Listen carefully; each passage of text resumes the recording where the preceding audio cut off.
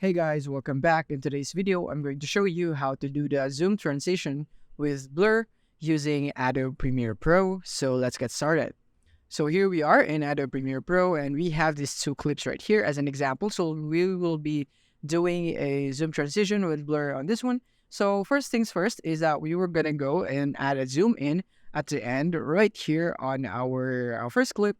So what we'll be doing is we're going to place our playhead at the last frame of our first clip, just like that. And then we're going to go and to effects panel right here, and we're going to go search for transform. And then we're going to go and drag this effect into our first clip right there.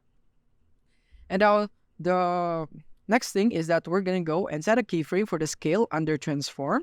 We're going to set a scale right there. And in this case, we will be setting it into 175 in my case. But if you want it to be zoomed in more or zoomed in less, and it's up to you on what value you want.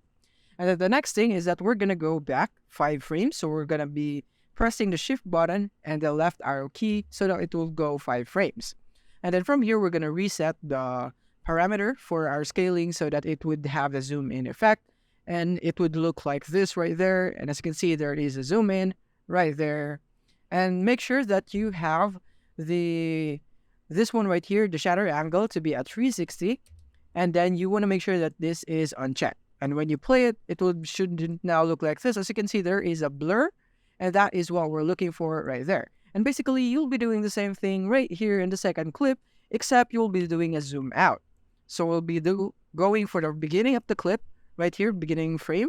And then we're going to go for the scale right here. And we're going to go for 175 again, same as the zoom in value.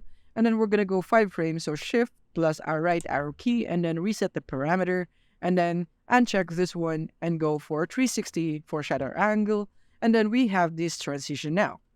And as you can see, that is basically very, very easy. Right there, we're just going to render it right here. And as you can see, just like that, we now have a zoom transition with blur on Adobe Premiere Pro. So thank you for watching. If you have found this video helpful, simply leave a like below or subscribe because it helps me reach more people. See you soon.